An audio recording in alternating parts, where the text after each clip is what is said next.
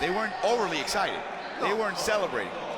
No, I think the interesting thing about this this group, and Coach Reyes has been very hard on himself when he's been interviewed after games, and the fact that he's lost so many close games will really hurt him personally, because you know, he's managing a lot of resources. They've put a lot of time into this program. He wears his heart on his sleeve, as do the whole team. So he's taken this program a long, long way. They're on a journey here. Now, that's a much overused phrase, but they'll be coming back next year. They'll have a FIBA Asia tournament they'll want to do well in, and you know, he started a process here that this Filipino lineup is going to actually keep moving forward. You know, they've got a nice balance. Some of the older guys will leave, but as we saw in the Asia Cup, there are plenty of replacements waiting to play. Ndai will jump with Aguilar, and Senegal in white takes control. This is such a clash of styles and personnel, and every game Philippines plays, the game I want to watch. Here comes Doi. Normally never takes many shots. Here she takes the first shot and makes it. This, I was going to say before the game that the key for Senegal is to be very precise. They don't have to take chances feeding the post. They just have to be very precise, pass the ball away from the defense, and they will be able to get it inside against this smaller Philippines lineup. And you know the Philippines are going to harass, rush, try and get over those bodies and get hands involved. The young Japeth Aguilar needs to learn a few histrionics. He tipped the ball out of bounds. It looked like it went out of his hands, 24-year-old.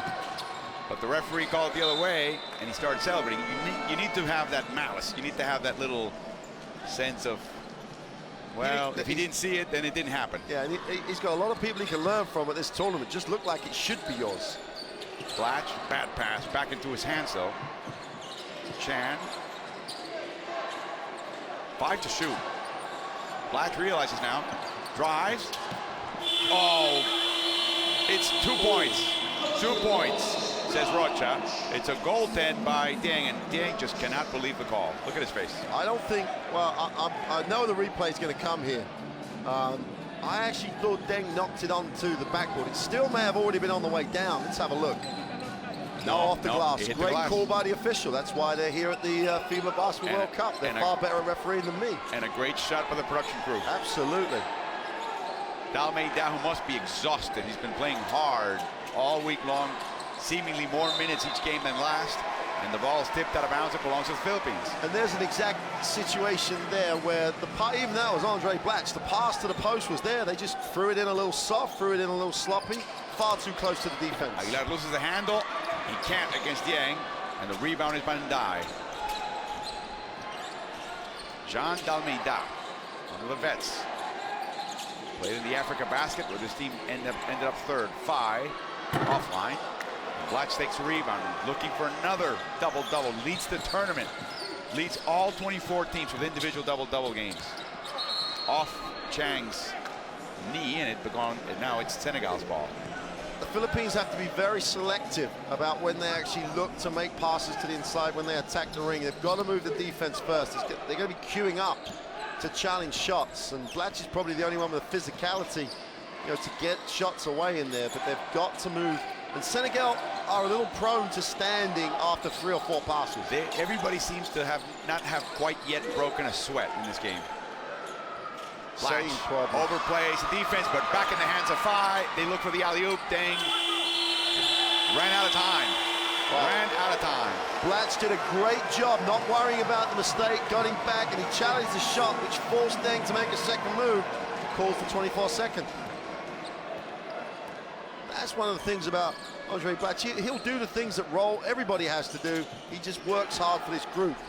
He was asked to do that in the NBA. Oh, he now loses the handle. He's averaging 5 turnovers per game. Tenorio to the rim. No good. Rebounded by Hamadi Ndai, also playing with a bit of the after effect of a sore back. 5 games in 6 days won't make it any better.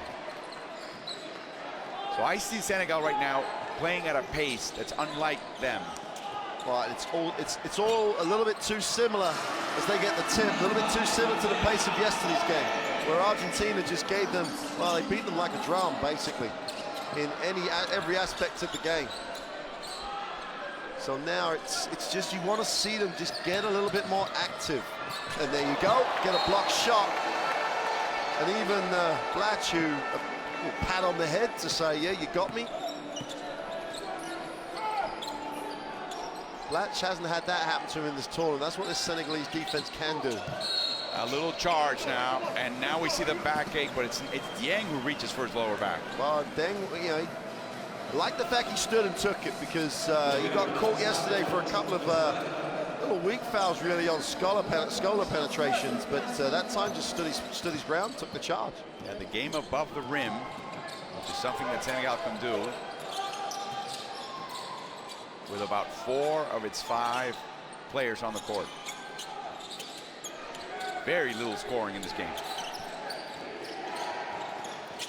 Blatch, double team.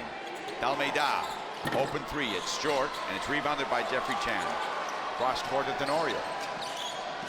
Oh, they're getting Tenorio some liberties here. And he takes advantage of it. Hey, you're not going to guard me, I'm going. Absolutely, and then there's that selection if you want, because the defense was standing around and he just got into a nice little hole, little short jump shot. Tenorio had a little incident with Papanikolaou of Greece and a foul by Pingris. And Tenorio's upset, and wow, Rocha gave him a warning. It's Pingris' first foul. Mark is playing with a sore ankle and may not notice, but another shove. This is getting feisty here. Fai and Pingris. Part of the problem here is that Dalmeida's pass was just not great. It gave Pingris a chance to go after it. Better post entry that time. Oh, another pop. A slap by Blatch. The ball's on the floor. And we have a jump ball. And it belongs to the Philippines. The possession arrow favors the Philippines. So there's Mark Pingris doing what Mark Pingris does best. And the surprising thing is that there's this little bit of feeling going on, but it's not really reflected in the tempo and the pace of the game. Neither team, if either of these teams had come out and played at that tempo that they've been more effective at, they could have been 8-9 points up at this point. Instead, you've only had 8 points scored halfway through the first, combined. Chan inside the circle, trying to get himself on track. That's exactly what we were referring to earlier on. You've got to chase this Philippines team off the three-point line if you're Senegal, in the full knowledge that you have so much help under the ring. Dalmeida had a shot, passed it up. Fai, no good, rebounded by Dalmeida. Fai now throws a 3, and it's good. Now Senegal takes the lead. And I'd say the same thing the other way as well. You've got to pressure, and they will make mistakes if you take them out of their rhythm. Tenorio, talk about rhythm now. Here we go. Tenorio, as we said, is probably having his best scoring international tournament. Someone took the plexiglass off the rims. Aguilar just parked in the middle of the lane. That's a shove. Pingris maybe overreacting, should we say. There's 2 unnecessary fouls. Second foul. And Norwood comes in, normally the starter. He comes in for Pingris. Much better balance to the lineup with Norwood, because he is much more of he's a slasher. He can score, even though he's known for his defense. Good slasher, as we saw in the Argentinian game, where he just gave us some real highlights. Malay and Dai. Turnaround shot. Chan almost, I think, touched the ball on the way up. Got a piece on the way up. Yep. Tenorio. Can't understand Senegal's oh, approach. look at that, up and under. Here comes Aguilar, yes! I love to see guards with low post moves. It makes the bigs so nervous. Absolutely. And they typically overreact. Well, and they got big help there. This is how Aguilar got the rebound, because no one helped the helper. A steal, Norwood. Over to Blatch. He lines up a 3. Rebounded by Fai. He's giving Dalmeida a little breather, bringing the ball up court. Off the curl, off the screen by Dai. Rebounded by Blatch. Apparently, back to the Philippines. I thought that Blatch was the last one to touch it. No, well, Blatch definitely had it, but I think in the contest for the glass, I think he's just got knocked away. It's a beautiful little move, but there's the worry. And the good thing, if you select when to go and you draw help, if there's no help rotation, someone's got a chance to get on the glass, which is what Aguilar did then.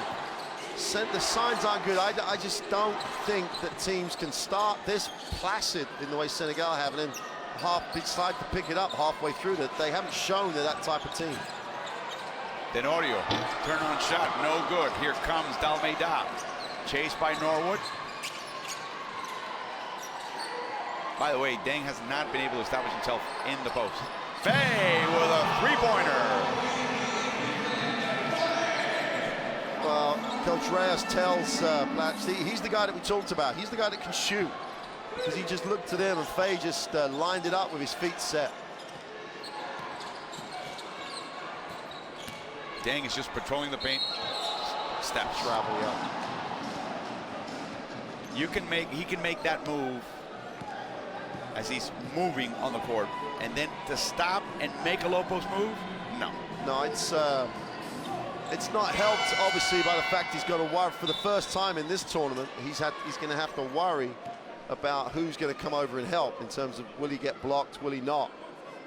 And one of the the great stats for Senegal is that they don't give up a lot of free throws because they challenge. There's a little bit of fear as you go. They don't have to foul, and they're trying to block shots, but they're trying to block shots for athleticism. So it's a tough ask on the inside against them. Dalmeida. Oh, Dye needs the ball. When he just shows to the ball after the reaction to the screen, he needs it. But you know what they do very well? As there's a foul on Aguilar. I think the Philippines understand that Senegal, their strength is not passing the ball, especially entry passes into the post. Absolutely. So what they're doing is they have smaller players. They just front the offensive player and dare the passer. Okay, try it. I know you have no confidence, and with me between you and your teammate, even less. Try it. Yeah. The key, though, if they do launch that pass, is that the other defensive teammate rotates quickly. Well, they have to do that, and in the situation they're in now, they have to be very active then, because they can't just stand. The guy coming to help should almost go after it and try and play below the hip, try and actually get a hand on it. For one of the few occasions in the tournament now, we've got Fajardo and Blatch in the game together. Obviously, we know why, because of the size and the way that Senegal play. But this will be really interesting. I think the Philippines could have used this, and in the future may have a great option to use this, because I think he'll be a tough ask, Fajardo, for the Senegalese to guard. He just is that type of player who's very, very difficult to match up on. Blatch to the corner. Oh, they had Fajardo all alone. Turnaround jump shot. It's good. Why would you pass it to someone 2 feet from the hoop when you can take 6 dribbles, spin on the spot, and nail a tough jump shot? And by the way, and jump off the floor. Absolutely, yeah. Quite the athlete. This is your dream, huh? Well, You've been talking about it all week. I know. Fajardo and Blatch together. It'll be interesting, this. Offensive foul. Hamari Ndai with the push-off. That's his first.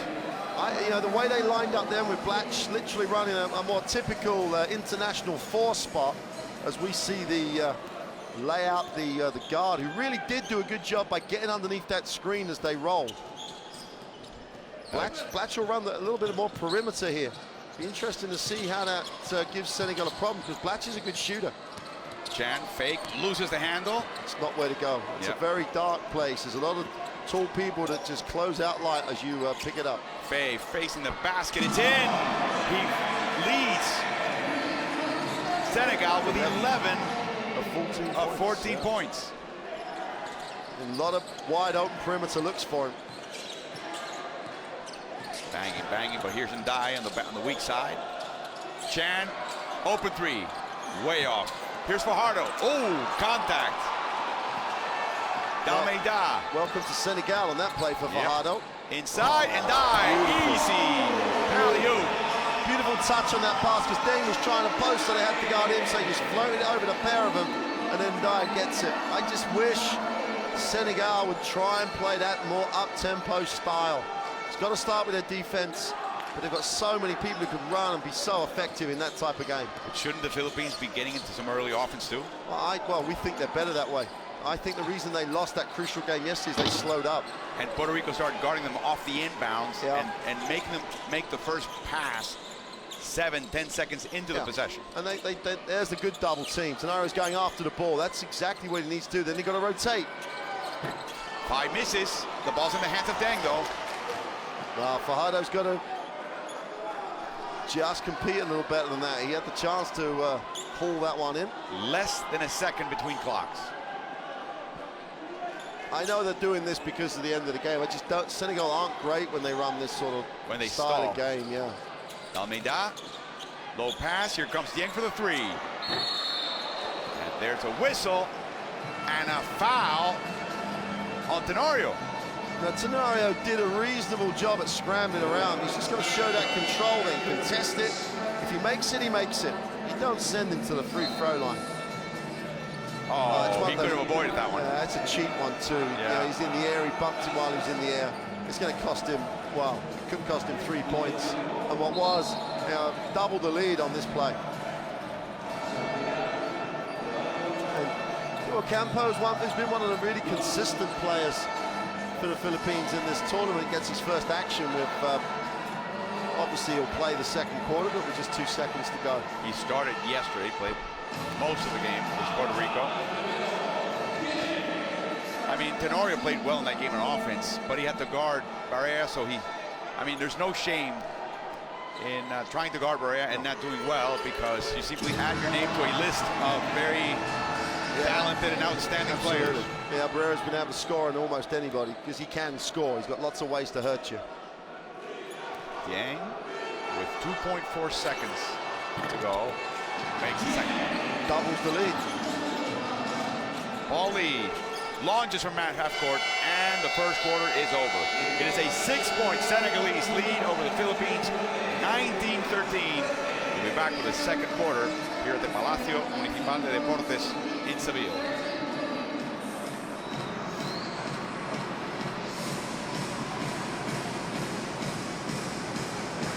Well, Senegal, as we take a look at the statistics, 43 and 50%. The percentages are good in that sense. They've shot the 3 ball really well. They've been wide open when they do it.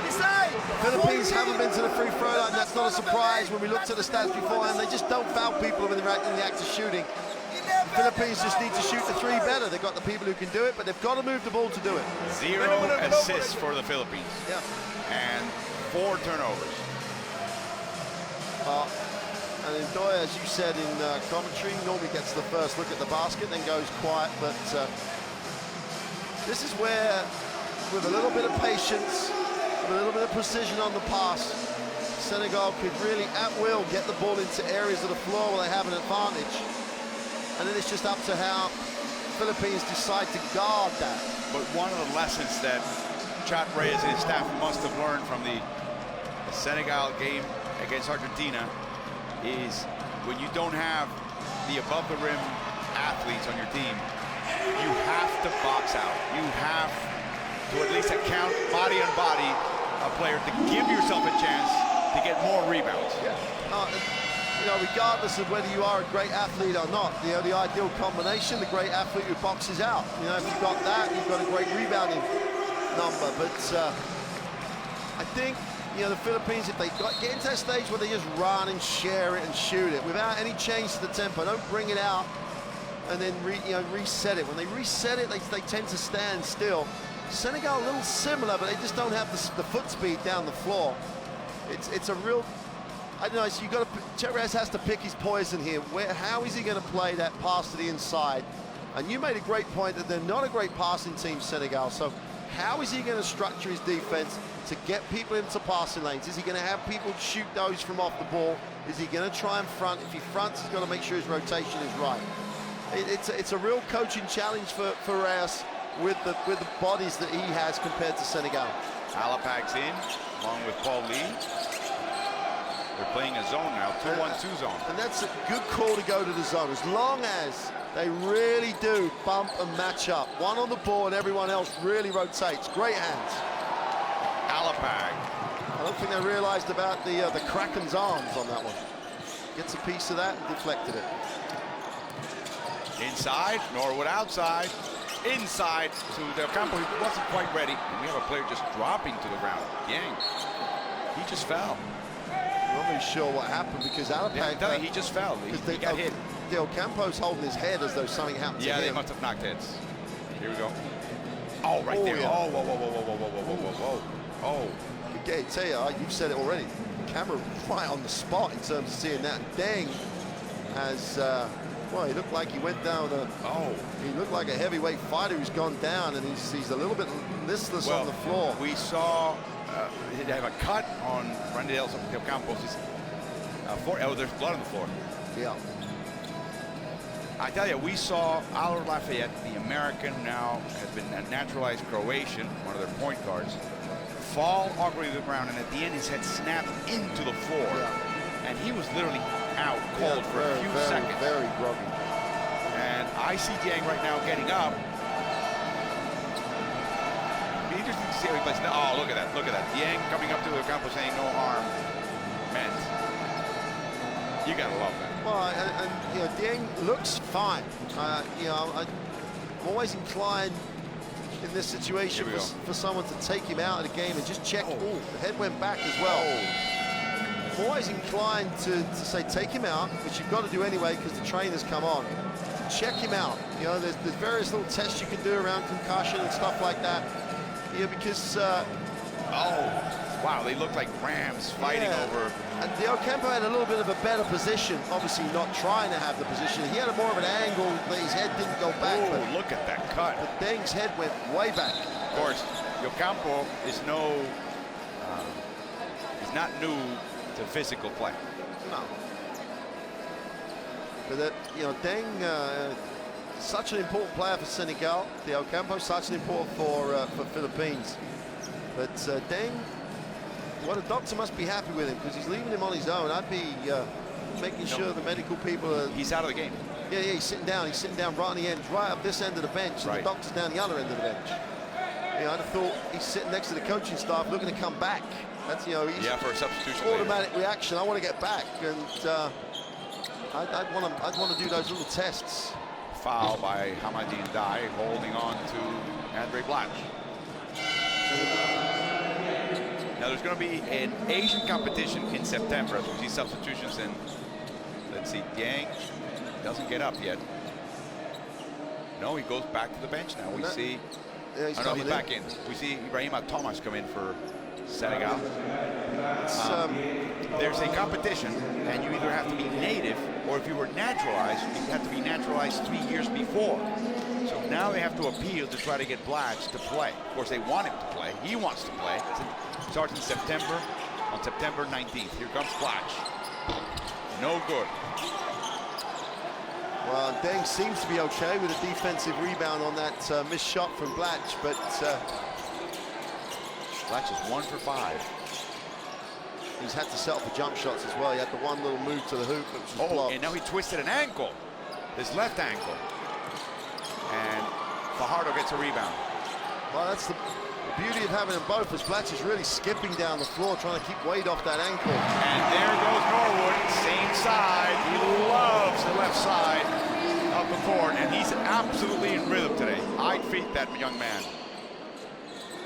Blatch is definitely struggling with the ankle. I think they're going to decide that if he doesn't ask to come out, they're going to take that line of let him see if he can walk it off. Oh, what turnaround by Thomas. Nice move.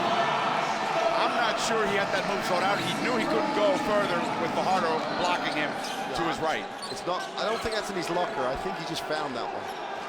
But to be fair to him, his presence of mind, thought about it. Blatch inside, tipped over by Dieng.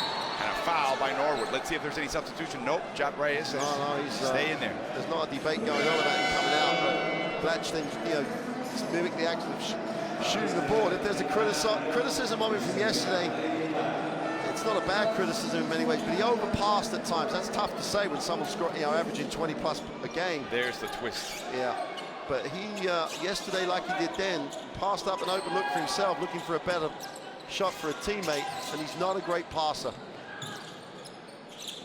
Especially towards the end of the game. Job outside of Dieng. Nice fake. Inside. And a foul at the end of the possession. But that was going to be a slam dunk. Yeah, that's a good foul. Definitely happened before the buzzer too. off shot, Coach Reyes is demonstrating to two officials what he thought about the footwork, but Senegalese fans wanted to see the dunk. That was an NBA foul. That was a proper hard foul. See, that's the other thing. I'm trying to protect my recommendation of Fajardo playing here. He gives you someone who can make that foul. Now, you know, that might seem just a limited thing, but it's something the Philippines don't have. They have a physical presence when he's on the floor. If he has to waste his 5 fouls and use them, then he's got in the position to do so. But it's not like, what would the Philippines look like in this tournament without Blatch? Fajardo as the starting center. Oh, they wouldn't. They wouldn't be here. We wouldn't be sitting here saying how much fun they've been to watch, because they need Blatch and him. I think it's just that Blatch is mobile enough to play a little bit perimeter and inside. Fajardo's obviously just going to bang around the ring. Because Blatch can do this. Double pump and a score off the right side. Hey, you better double pump against the Senegal. Ibrahim Thomas guarding him. And again, he did it from the perimeter, backed his man in. If he has to start and bang around on the inside, I don't think he can go the number of minutes if he just bangs around too much. 2-3 zone. Thomas. Travel. Shifted his pivot foot. Carlos Julio with a sharp eye. The zone, you know, that's what it's supposed to do. There's no space to attack. You've got help organized. I mean, keen on the Philippines staying with the zone for as long as Senegal don't get going from the perimeter. It's a really good option. Paul Lee. Dieng guarding Blatch. Takes a shot, 7 seconds to shoot. He was just measuring. He was just getting ready. Love the relationship he's developed with Coach Reyes. He thanked him then because he told him the possession before, shoot that shot, they're offering it to you. And Blatch just knocked it down. And I'm wondering with that little gimpy ankle, if I were Dieng, if I would close out a little bit further on that three-pointer. Well, you definitely ask him to see if he can put it on the floor. A gamble by Blatch. Faye launches a 3, it's offline. Rebounded by Alapag. Fajardo again gave him the better option underneath, the bigger body in the middle, so that Blatch could play mobile. No good. Norwood with his long arms corrals the rebound.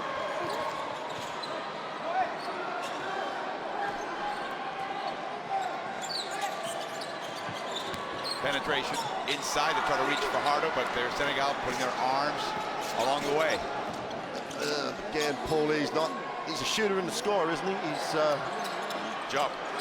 Well, he can penetrate with a dribble, but then you got to be careful with that pass. Yeah, here we go, traffic. Lee. That's his game.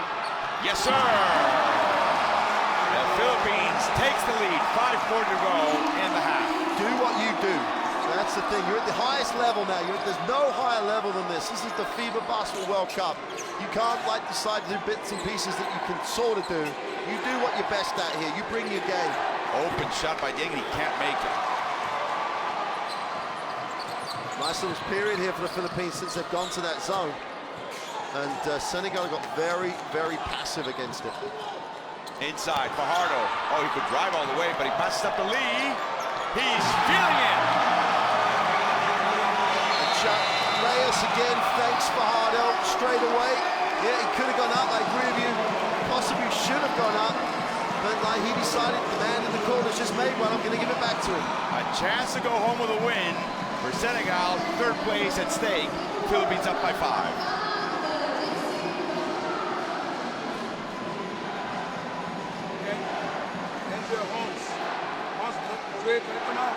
Well, you've got to hope that Coach Sarr is saying, guys, attack this zone.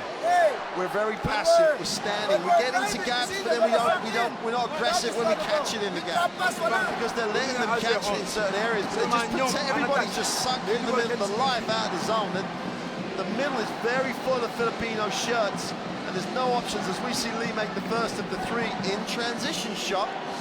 Again, in transition, they've gone inside early. He spots up. Poor rotation from Senegal. Lee goes back-to-back 3s. But it's down the other end. Senegal haven't gone to the inside, haven't attacked the basket, haven't broken them down on penetration. It's always in front of that zone. And Fajardo gives them a little bit of a different option because he can take the middle, and Blatch down low is a much more daunting prospect in terms of trying to shoot from the block than some of the other guys on this Philippines team when Blatch has to take the middle when Fajardo isn't in the game. You saw the pass that Fajardo threw to Dallison for the 3. That's the next step for this team. Passing at this level needs to be so crisp and so perfect that the shooter, which will have very little time to shoot, has to catch it in an area that's comfortable. Yeah, you're going to quickly take it up. Yeah. At this level, the margin for error, even the pass, which produced a basket, could have been better. Fajardo would have still again. The quality and the precision of the pass is not there. Alabag strikes again. 5 in the second half against Argentina. And off the timeout, they keep at it. Oh, it's great action defensively. And again, now because Senegal are trying to do things that they're not good at. You know, they're trying to run half-court stuff where we run a bit of complicated action away from the ball. Just get it down there, stay in transition, get to the offensive ball hard and just shoot it, get inside this zone. Be aggressive against the zone. You can't stand there and let all 5 guys see the ball. It's in front of the zone is functional. Jimmy Alapag, 3-time member of the PBA Mythical First Team in 2003, 2004 and 5, and then 2010 and 11. So quite a gap between years. Oh, blocked by Dieng. Back in the hands of Lee. Bounce pass, fake, and a foul by Joe. Well, fortunately, Paulie stayed with the play because it was off the dribble. That's just asking for the block in that scenario. But Fajardo again, you know, with Blatch on the perimeter, playing a little bit more forward. Fajardo gives him a little bit more of an inside presence. And he was just strong enough to hang on, try and create a bit of space. First free throws for the Philippines, I think. Yep, first trip to the line in 16 minutes of basketball. Yep, he played for the University of Cebu and became the top overall pick in the 2002 PBA draft, joining the Petron Blaze Boosters, and that team became the San Mig Beermen, and he's played it for 2 seasons. This year, he averaged a double-double, PBA MVP in 2014, a member of the PBA Mythical First Team, all-defensive team, most improved player, you name it. They ran out of trophies to give this young man. Oh, they probably had to pay him in kind by the sponsor. The zone keeps up. They're just going to offer this shot. Maurice Ondur's on the game. For the first time, they get it baseline and turn them. And so's Papabaji. Dalmeida, no good. Guess who gets the rebound? Nor with a fake. Dribble drives. Uh-oh. Oh, no, he traveled. Did he? I don't know. It looked like a travel, but I'm not sure he did. I think he jumped off his left foot. Let's have a look. Jumped off the left. One. Yeah. Got a little... Well, no, I'm not sure still. Still just looked like a 2-step to me. She's not in agreement. No, Neither is nor is he.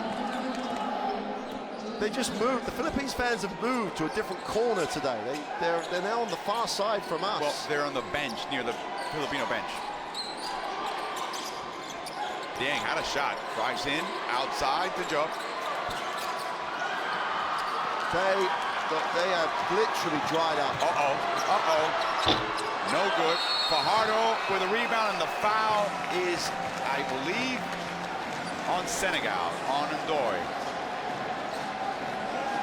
Well, the extra rebound, it helps a lot. It's a 9-point lead. A chance with is it free throws? No, one free throws is good. That's the first foul on Mamadou Ndoye. Mamadou Ndoye, the 3rd point guard, having to play today because of the injury to Tierno Niang. His left knee twisted. We feared worse, but luckily for him and all of us, it wasn't a serious injury. Fajardo misses, and Ndoye grabs the rebound.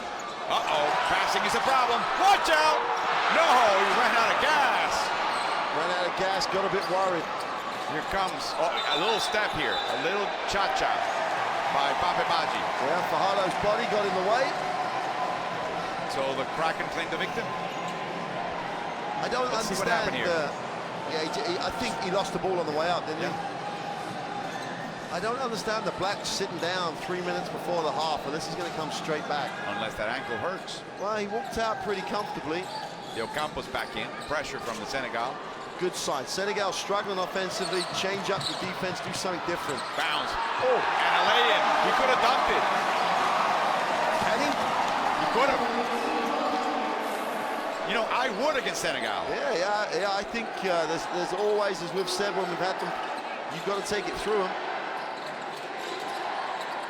Endure, open three, offline, and they just can't rebound. The zone is not only making passing difficult, it's even making rebounding difficult as there's a foul way before the basket. Again, it's on Mamadou Ndoye. That's his second. Time to huddle up and concentrate. Look who's talking. It's the young Gorgui Dieng. See, the thing here with Senegal is because they're not attacking those gaps, even if they go inside, they just kick it out and skip past that early. It's always in front of the defense. The defense can see everything. There's nothing that makes the defense turn in on itself. There's no post-up action. There's no overloading it. You know, they're just not attacking a gap, trying to overload one side, then reverse it, look inside on the ball reversal. Or more importantly, they've stopped running any form of transition basketball. Stop that zone setting up by shooting the ball early, get into transition. Jimmy played his entire career with talking Tex. That's quite unusual in any league, any country. A lifer. 10 seconds to go on the possession, and the ball's only just getting below the foul line. Yang, nice fake. Looks for the backboard, no good. Jump shot again, even though it was inside, still a jump shot. Doer goes offline. They try an up and under, no room. 2 minutes to go. Got to keep the ball moving now. They pushed it early. They don't. This isn't their tight now. Unless they make a deep three, the defense has them. The ball's kicked by Doer. I know it's a 14-second possession for the Philippines. They have a 13-point lead. See, if Paul Lee was in the opposite corner when that, instead of dribbling the ball, he'd have been desperate for the ball to come out of that penetration, reversed him, so he has the shot. Oh no, Fajardo, no good. He had 14 seconds. I'm not sure he was aware of that. A lot of time to shoot that shot. I'm not sure he was aware that the clock had reset. Inside, Baji, turn around, jump shot, it's good. 3 passes below the foul line, there's a little seam in the zone, they attack it. A little cut. Yeah. Better ball movement. Alapak, oh, and again, Fajardo by the bucket. With a couple of Senegalese draped around him. And this is bonus time for Coach Reyes here because he's getting minutes of even though I question why he was out, he's not missing a beat with Blatch on the bench. Ndoye misses, rebound by Fajardo, his 5th. He's got 5 points. Senegal just keep doing the same things far too often that aren't working. Dieng now switches onto Alapak, which is exactly what the Philippines wants. 10 seconds to shoot, 1 minute to go. De Ocampo, one-handed set shot, no good, rebounded by Dieng, and he's fouled by Alapak. They got 2 fouls to give, so I'm still not sure he needed to foul him, but he just wanted more time to walk over to the offensive side. Here we go. El Granada, Gary David, making an appearance. He hasn't made many. No, he's a veteran. And Paul Lee sits down. Coach Reyes is going to take the timeout, I think. Both of them have 1 timeout left. We'll just check who's been charged with the timeout.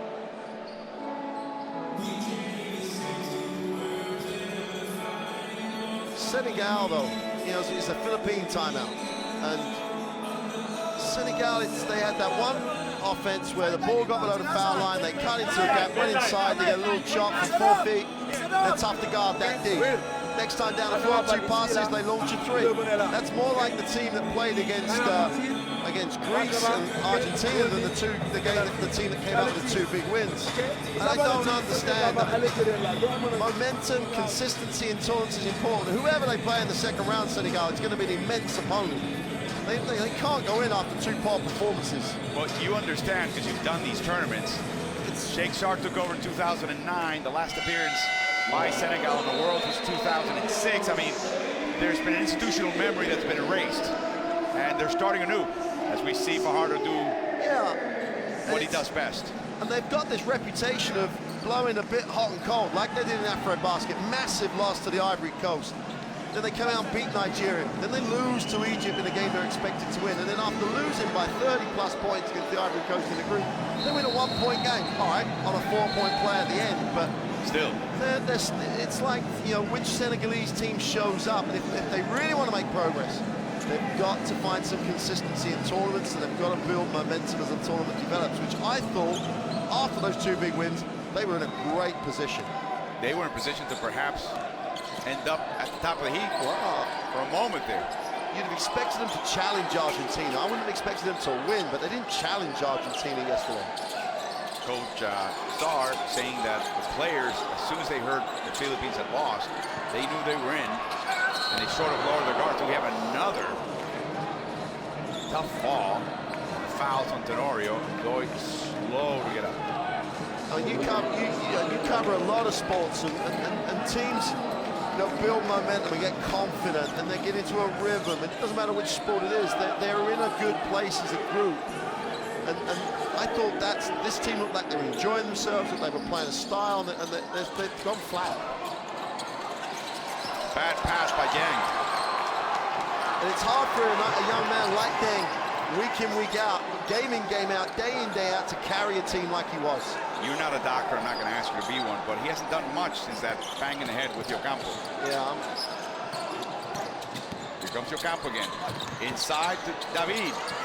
There's Fajardo hustling. And that is the end of the half. The Philippines will go to the dressing room with a 13-point lead over Senegal. And Gorgui Dieng is frustrated right now with only 4 points and 3 rebounds. Well, they've just had a 5-point second period. That's poor.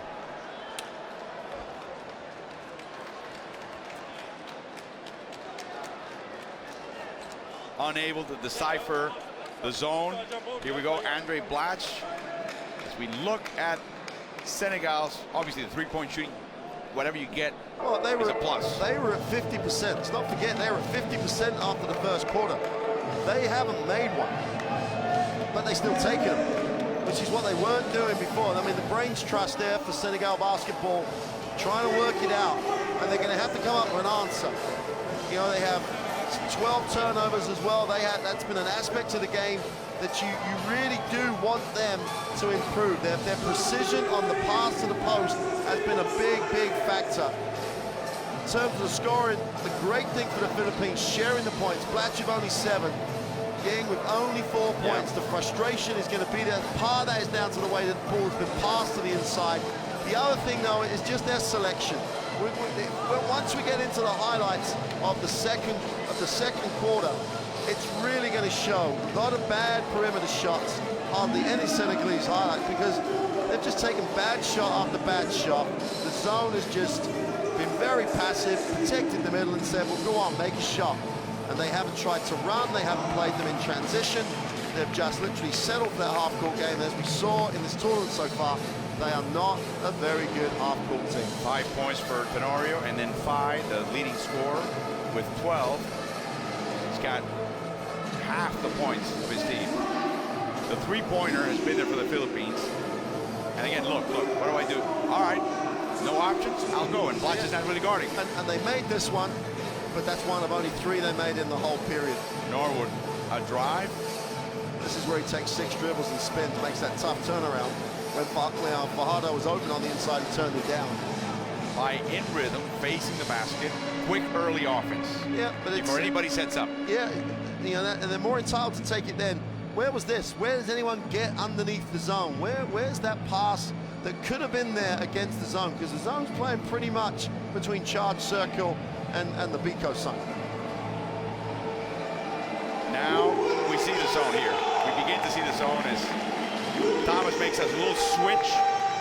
Had no room on one end, had to turn around. So there's that 2, plus the 2 with a jump hook on the inside, and that's where they're, that's where they're getting their 5 points in this in that period. They just really haven't worked the zone out. That's the first of Paul Lee's back-to-back 3s, and you'll see if we get the next one with Fajardo's in-out pass. And there's Deng's just gone out of shot. He's the rotation man on that pass. And he forgot. He forgot, and they had to help and recover to the on-pass. The Philippines 5 of 10 from behind the arc in the second quarter. Wow. After going 1 for 6. Yeah, your man Jimmy Alapag contributed there, got him going. A little bit of tempo from Alapag. And then the Kraken doing his thing around the rim. Well, for all those people that have heard us both say the Kraken should play, we're feeling quite comfortable with ourselves at the moment because he's given this Philippines team that second big man, which has taken some pressure off Blatch defensively and enabled him to play the back, not the middle of the zone. Again, in the zone, one of the few bright moments. Yep. Pape Badji with a turnaround jump shot. Get the ball below the foul line, turn the defense, get in the seams. And the Kraken finishes in a lot of traffic. Alapak shoots, and if you're a Senegalese player, you're thinking, I'm blocking this one to the 7th row, right? Yep. But he knows that too. Because, you know, he has been around international basketball, numerous FIBA competitions. And I mentioned crisp passing. Look at that pass right by the chest by the Philippines sign in his shirt. Perfect positioning and an easy bucket. Well, we're going to get a look at these two leading players, and it's hard to find one. Mohamed Fai had a great first quarter, but he had 11 points in the first period. You know, he has been a zero factor in the second. He hasn't been inside. He settled for jump shots in the second quarter. Where's he got half his points in the first period? Being that third man on the inside, being the guy posting up when they worry about Deng. It's he got comfortable. He got comfortable from the perimeter, and like he reflects the whole team. But he was very, very good in the first period. Dalmeida with 3 of Senegal's 7 assists. Interestingly enough, Senegal has 1 more assist than the Philippines. Jimmy Alapak has 3 of 6 for the entire team. Be interesting to see who we look at here. It's Blatch. In some ways, it's Blatch just because he has the 7 and 6, which, you know, decent numbers. But it's more the fact that he's even more part of this Philippines group now. You know, he floated to the perimeter when they went with Fajardo on the inside, which gives him a little different option, but he's still a factor around the ring, both ends of the floor. And he got some minutes on the bench, which he hasn't managed to do. He turned his ankle, played through it, ran it off. Coach Reyes took him out, gave him 3 minutes. He'll have a big, long break, 3 minutes, and the 15 minutes for the halftime break. He's in a good position. Philippines deserve to get something from this FIBA Basketball World Cup. More than just experience. More than just experience. Let's see if Senegal continues playing this way. The Philippines en route to a win. They're up 13 at the half. We'll be back with the third quarter.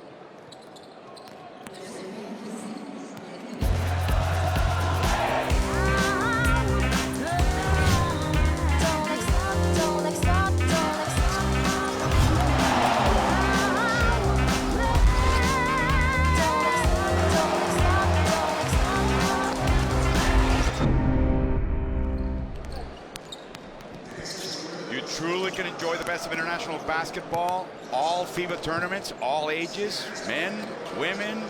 You can also catch EuroLeague and games from other leagues around the world quite reasonably through broadband on live basketball TV, including this tournament, including others like the Asia Cup in which the Philippines played, obviously Africa Basket in which Senegal qualified.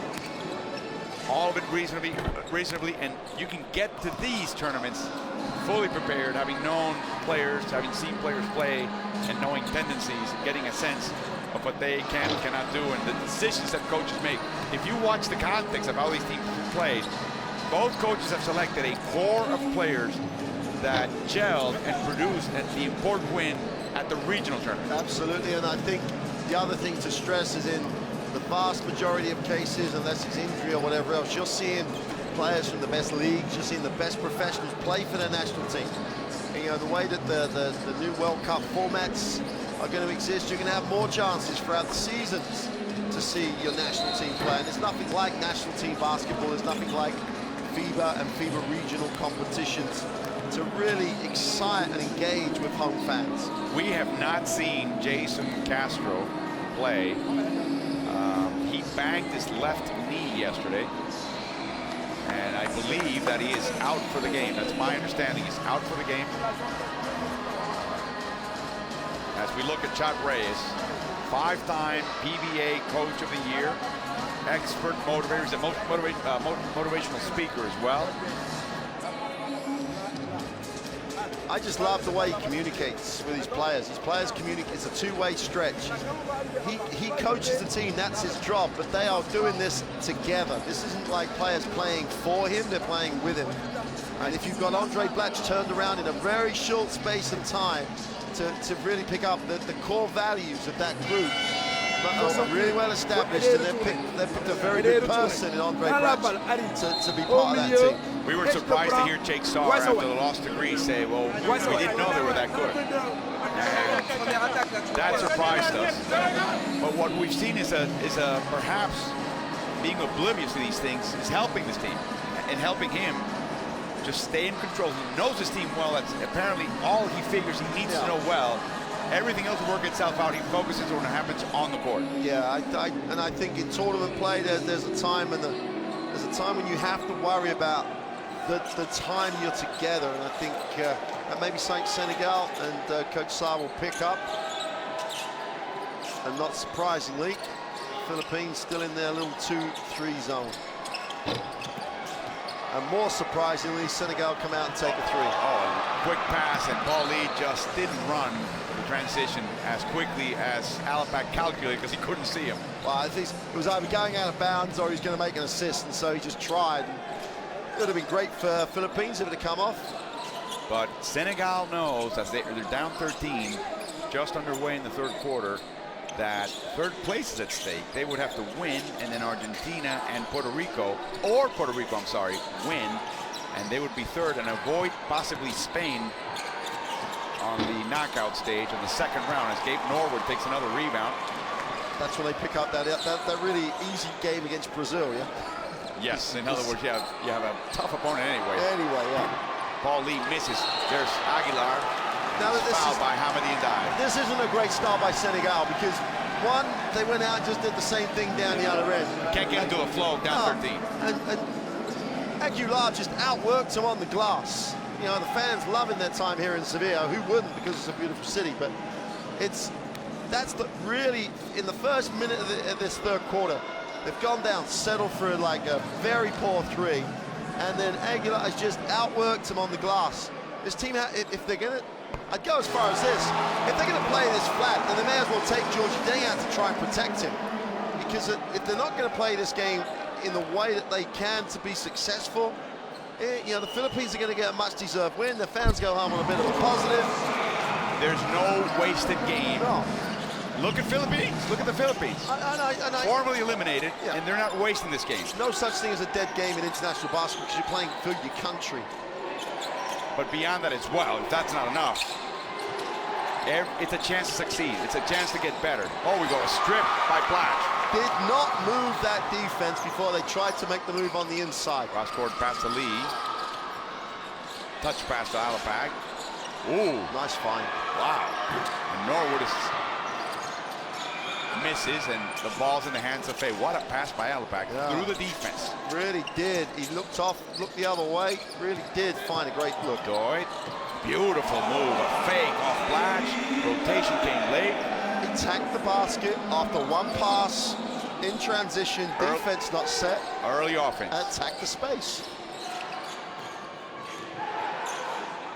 They're playing a little zone as well. Alabak inside.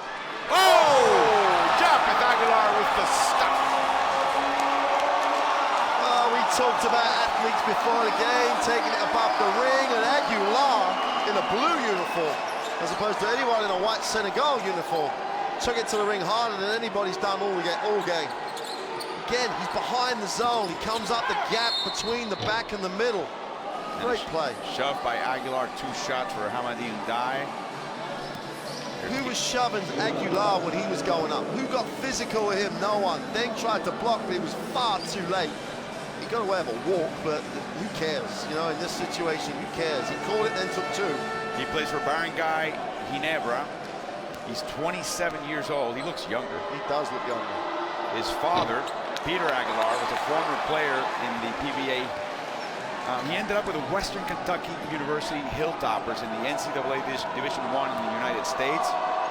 He was only reserved, wasn't very happy, played 2 seasons, ended up injured, but he was selected first overall in the PBA draft by the Burger King Whoppers in 2009.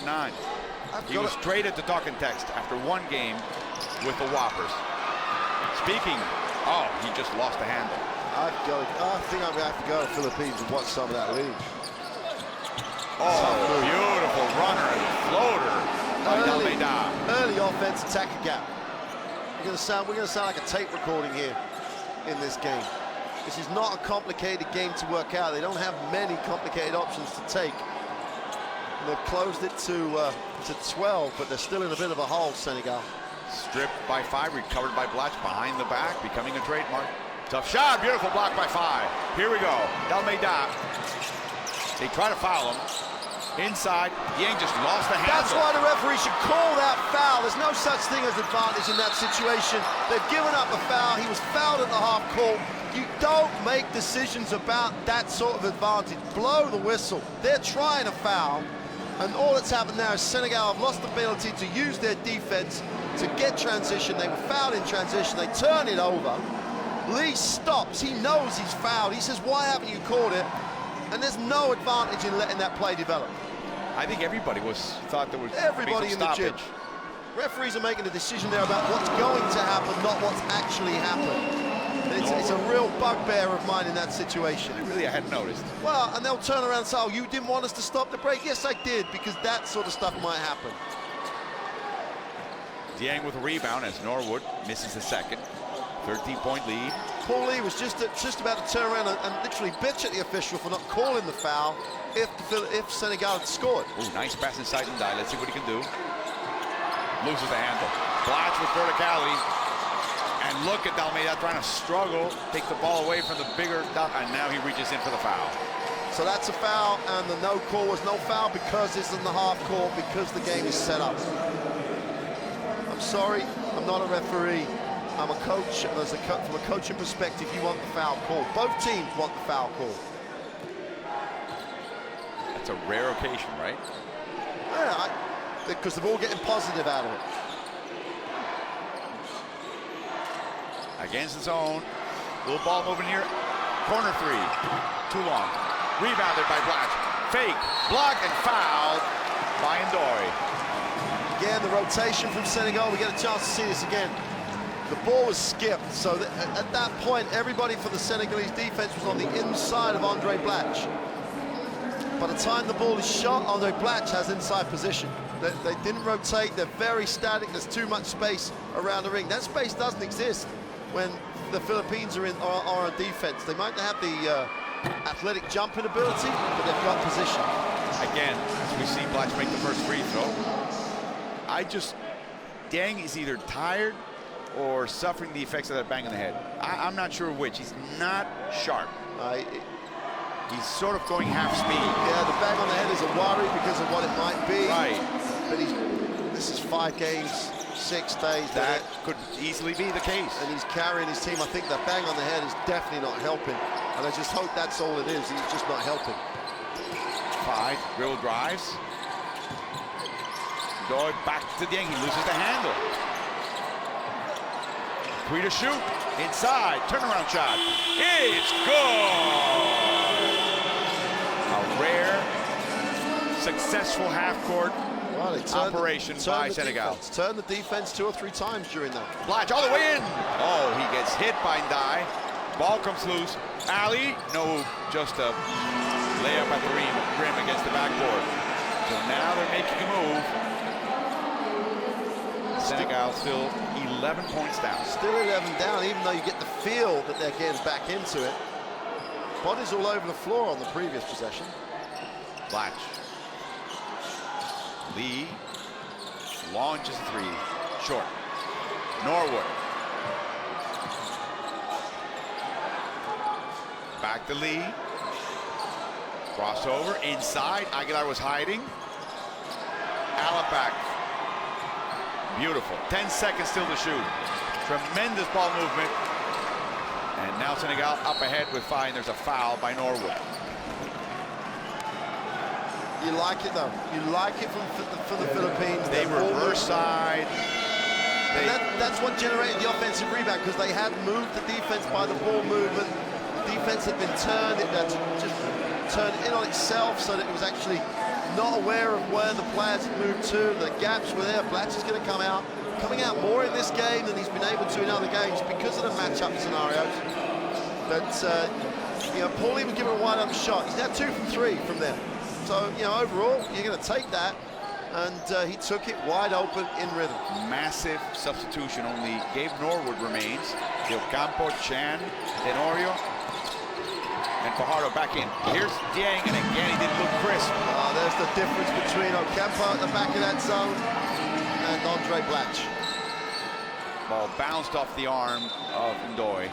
Belongs to the Philippines with 17 seconds to shoot. Well, if the Senegalese run, or the way the game has the feel of going, continues for 1 or 2 more sets, expect Andre Blatch to come straight back. I hope he comes straight back. 6 points, 3 rebounds, 3 steals for Norwood. He's playing against his own now. It's a 2-1-2 zone. Drives in the crease, in and out. And here's Fajardo. And the foul's before the shot by Dieng. Well, it's another example of what you were saying about Dieng. You know, he's a little bit slow on the rotation, a little bit slow to react to the missed shot. His turn, he's not really going after it. Whereas Fajardo, the Kraken, gives a little give me some space. Sort of threw him off with that little elbow. 24-year-old born in Compostela. During his rookie season, he earned a silver medal at the 2013 FIBA Asia Championships. All rookie team, second mythical team, playing for San Mig. And San Mig did something that rarely happens. I believe the last time it happened was 18 years before, which is you have 3 different conferences or competitions within 1 year. They won all 3. Well, it's called the Grand Slam. And with that level of competition, very competitive league, that's a phenomenal performance. Tremendous, tremendous. And he was essentially the MVP for that team. Epa, little elbow commerce between Chan and Ndai. Chan doesn't need it, doesn't need to react. Almeida, the ball accidentally falls into the hands of FaZe. He can't make the basket. Back into the hands of no one. It belongs to the Philippines. Got to credit, you know, Campo on that one. Just kept it alive, stayed active. There's no reason that the Philippines should get so much action on the offensive glass if Senegal box out first, and then they'll own the glass if they box out first. Del Campo loses the handle, and he double dribble, trying to get it back. You know, you mentioned that you've seen that also in the NBA with the sort of rules that they use and the athletes that they have. And sometimes when you're that athletic and you can jump that high and your arms can reach so far, you think you can get those rebounds through that effort, and instead you really need to box out. Yep. And they're not good boxing out. Right, it becomes jumping competitions, doesn't it?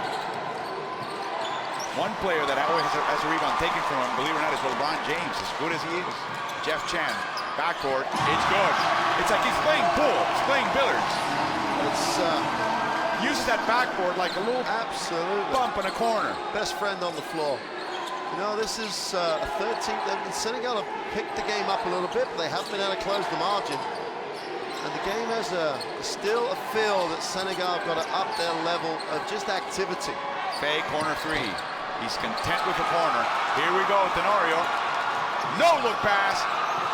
No good shot by Norwood. Up ahead, watch out, dang.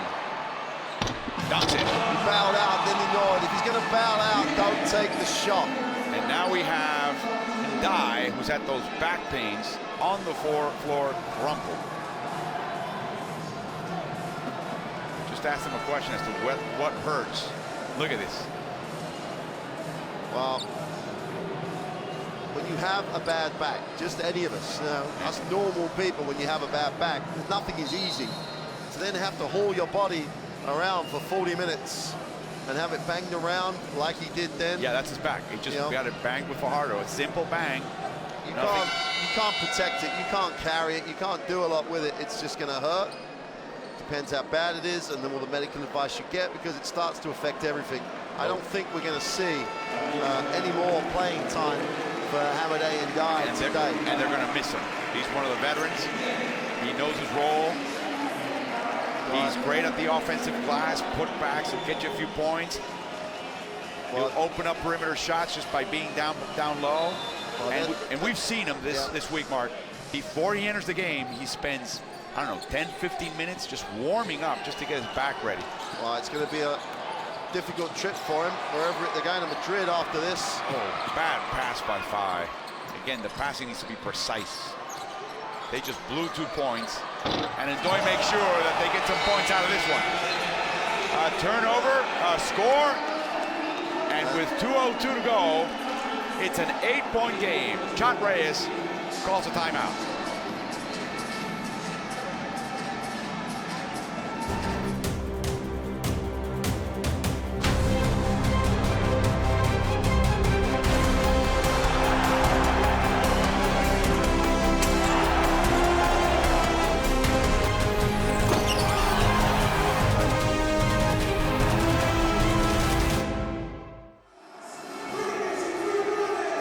Reyes is so frustrated, he threw that board he had in his hands, threw it on the floor. Very as frustrated as I've seen him with his team. Now, you mentioned that as we look on to Jake Summit, you mentioned that he had put on the blame on his shoulders. And I've seen coaches do that a lot of times diplomatically, to provide cover, but they take blame and stop there. Chot Reyes went ahead. And it only took on the blame, but explained specifically what he had done wrong. I haven't seen too many coaches do that. No, and I think there is a line that says coaches do that because they want to take the pressure off players. The players are going to go out the next day, all that type of scenario. And then start explaining why it actually leads you open to further questioning and further what would you have done, etc., etc. And he did give up a lot of information that went a lot further than most coaches would go. But I think that's him, though. He seems to want to, one, be open, but two, like, he wants people to know about this program, so he wants to give them information about this program. 23,000 Filipinos in Madrid, that's the estimate. Some of them are commuting to the game. That's about 2 hours on the fast train. Yeah, that's on the fast train. Here we go, intercepted. A little lazy pass, and Ndoye takes it. Jimmy Alapaz launches another three. No good. Down low, Dieng fakes, blocked, and fouled by Blatch. Well, the other way of dealing with a scenario, I love this moment, because Blatch is, he's looking as though he's not happy with just what's just been called. Tenorio and Reyes have just had a little bit of conversation about the turnover before. And all that tells you is this team wants to win. This team has come all the way to Sevilla, been unfortunate to lose 3 games by 4 points and less. But it's overtime and Croatia has a chance to win. And at the moment, they're starting to give that opportunity away because Senegal hasn't changed. I don't see any change in what Senegal has done. Well, they're getting into their offense a little bit earlier. But most of the time off of bad decisions, turnovers by the Philippines. And that really helps them, accelerate their offense as Yang makes the free throws, and now it's a 6-point game. Pressure off the inbound. Maurice Dur came in for Hamadi Ndai. But this is pretty much the lineup that generated the big run in that second quarter for the Philippines, with Alapag at the point and Lee at the 2, Norwood with the 3, and the big boys on the inside. So Senegal is now down 2 rotation players. Alapag, open 3, no good. Fajardo and Blatch fight over the ball, and it belongs to Senegal. Well, they had 2 blue shirts on the ring again. It's just they had inside position. The ball just favored Senegal. Yang is literally running on empty. If he was your car, that dial would be on 0 right now. It's in that area of how far can I go without finding a station. He's just starting the third quarter. Dur, he's fresh. 22-year-old, speaks Japanese, English, French, Wolof, and Serre, the last 2 local Senegalese languages. Blatch misses, and it's again off the hands of Fajardo. Belongs to Senegal. Well, no, they've given it back to the Philippines. Back to the Philippines. Surprisingly, but I think that was one of those, you know, you're much closer as the official. You Look can at this. see it. Look at this. I'm back, coach. Look at this. Look at this. Unbelievable. Ball's off Ndoye as Blatch was about to fall out of bounds. In a bad position there. Unfortunately, Philippines are going for, you know, teams, this happens in games. You know, you're going to get runs of points, and the Philippines are in one of those dry spells at the moment. You've got to go back to things that work like that. Get it on the floor, attack the hoop. And instead of settling for jump shot, Blatch gives them that other dimension that no one else on his team can do. And now he's got a chance to tick the scoreboard over for the first time in a while for the Philippines to get them off this 48 points. Blatch, so far, 10 points, 9 boards, 4 turnovers. That also comes with a package. 1 steal, 2 offensive rebounds. But he's missed 9 of 12 shots from the field. Fajardo, wow, against the best of Senegalese defense. Great offensive rebound, but he was massively outnumbered, and you know, you could argue with 30 seconds to go, bring it out. 15 seconds on the shot clock, so about a 16-second differential. Almeida penetrates all the way, but he can't make the basket. But the hardest part, get the easy part in.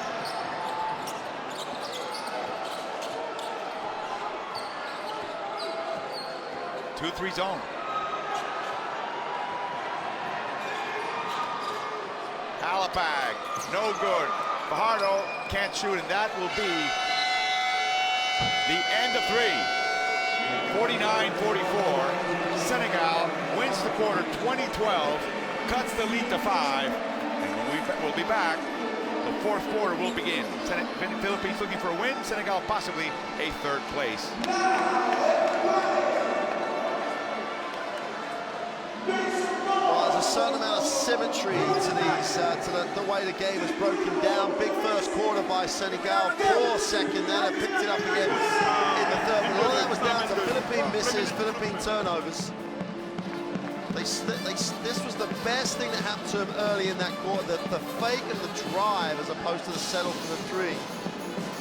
And the highlight of Aguilar going for the dunk on the baseline against the zone has been missing after that play from the Philippines, because they've started to settle for too much shots from the perimeter where they haven't really moved the basketball. They missed a couple of shots where they had moved it, still good offense, but then in the disappointment of missing shots, they decided to go back to a little bit too much dribble, a little bit too much of one person shooting the ball. But the Senegalese got a little bit more from their defense, got transition, points early in the set before the defense has had a chance to choke up the middle. Lots of penetration into the lane. That again was before, that was just after Blatch had left the game, so the back of the zone, it's a little different with Del Campo down there compared to having on-play Blatch. Dang for the dunk. But the key for me here, though, is that they've had their flat spell, the Philippines. They had it the wrong time yesterday in the fourth quarter. They've had their flat spell. They can re-establish the starting game that they had in the second quarter in particular. They're well on course to give themselves a chance to get the first win. The great thing, though, for the people watching the game is that the Senegalese have picked it up in that third quarter. So we got another first game here. Every single day, the first game, it's almost like wake them up early, they roll them out, they're fine. It sets the tone, doesn't it? Senegal have a real chance to get back in if they maintain what they were doing in the third. Again, Senegal needs to win to give itself a chance to move for third quarter. Oh! Oh! A foul and a three. A rare possible 4-point play. I wouldn't mind seeing it again because the decision on the screen at the top of the zone. But he went underneath. If you're going underneath, you've decided that you're quite happy if you're going to give him anything, you give the shot. You don't then foul it. If Alaplac makes it, well, you've made the decision. You've made the decision that he might shoot the three. Don't foul it. By doing what you did with the screen. Yeah, absolutely. You've made that. Don't make it worse. No. The guy at the back could have been a bit active, but obviously the rule was to go under. Well, I hope the rule was to go under the screen because that's where he went. Endure with 3 pumps, no good. 3 pump, no rhythm. Del Campo looking for an alley-oop. Fajardo collects, no good. It lands in the hands of 5. A little too relaxed on that shot, the big man. Almeida had a shot. Corner to Endure. Yes. That time, no fake, no pump fake, no anything. Caught it on the same distance from the basket as before, different spot. Caught it, shot it in the rhythm that you play in. Last time it was a little bit flat-footed. Alapac, bad pass, collected by Dang. Never made the defense adjust. There was one pass to the wing, still high up. So everyone's looking at that penetration. Got to try and make the defense shift. Almeida trying to beat Fajardo to the backboard. He does. A 5-point Philippine lead. And still a little bit of pressure off the inbound. That worked against the Philippines. That Puerto Rico did that well. Inside, nice fake over 3. Del Campo needs a lot of time to set up. The shot goes all the way in, no good. Ding with a rebound. Paul Lee was naked in the corner, completely naked. No one. 5. Anywhere near him. Again, a corner 3. Great job right there. Yes, turn around and a bucket. So now it's a 3-point Philippine lead. Again, off of a block that time. Goes out of bounds. It belongs to Gilas, and with 18 seconds to shoot. That was off of a block, and again, broken play situation. Get the shot going, get on the glass. It's you can have a lot of fun with this Senegalese team if you played that way all the time. Jimmy Alapac off the black screen. They went over, but he just had enough room. That's all he needs. Jimmy right now is 3 of 7 from behind the arc. Endure. And a foul by Blatter. Another cheap foul.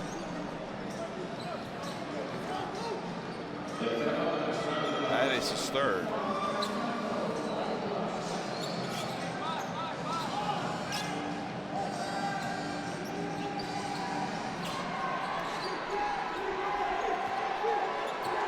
Almeida. 5. Inside. Wow.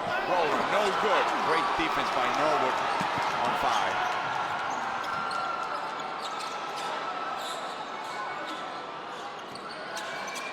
Oh, just give it to, could have gone to the corner, which would have really flattened out that zone. In and out. Fajardo. It's in. And the foul. We are going to sound like a tape recording here, but the ball never stuck. Norwood slowed it up a little bit by hanging on to it, but the ball swung, came back, opened up the middle. Fajardo then gets the chance to get on the offensive glass because the defense has been pulled by the decent ball movement. Junmar Fajardo, 61%, 63%, 65%. That's in each of his seasons in the Philippines. That's where he hovers, and he misses the shot. So now it's an 8-point lead, 7 minutes to go in the 4th.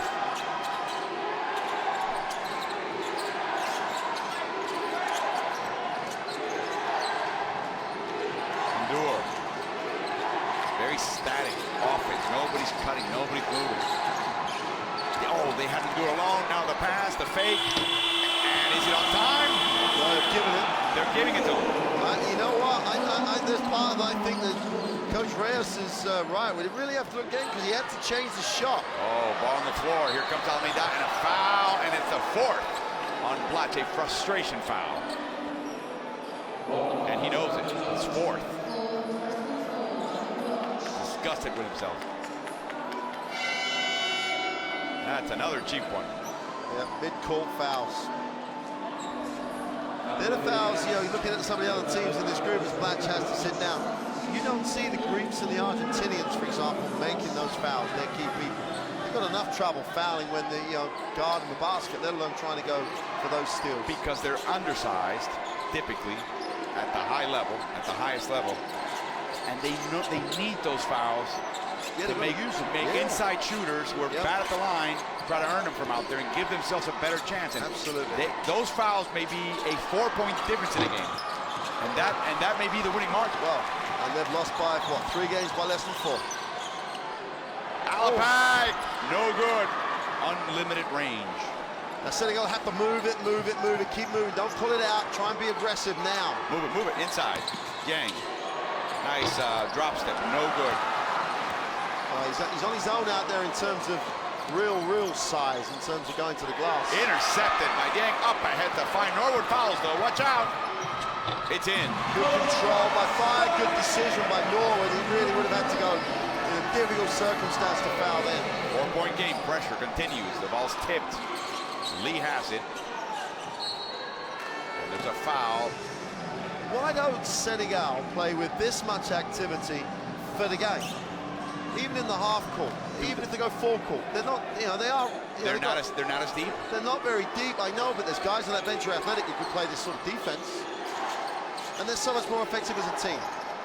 Inside, deflected by Dur, not in time by Alapag. They ran out of time. That deflection really undid their plans.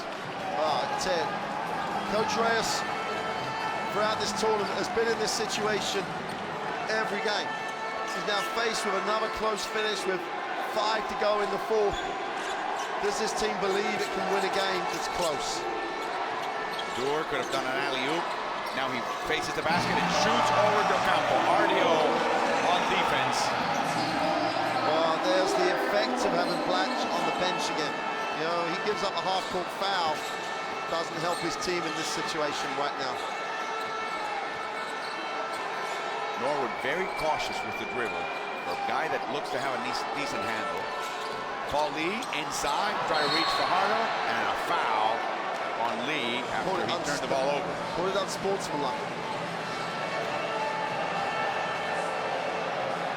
Let's have a look. Oh, I don't know about that. Wow. He hooked him, no question about it. No, there's a foul. It's a foul. As he lost possession, he hooked back. You see that happen a lot. People with frustration of losing the ball try and reach back for it. Tenorio back in the game now.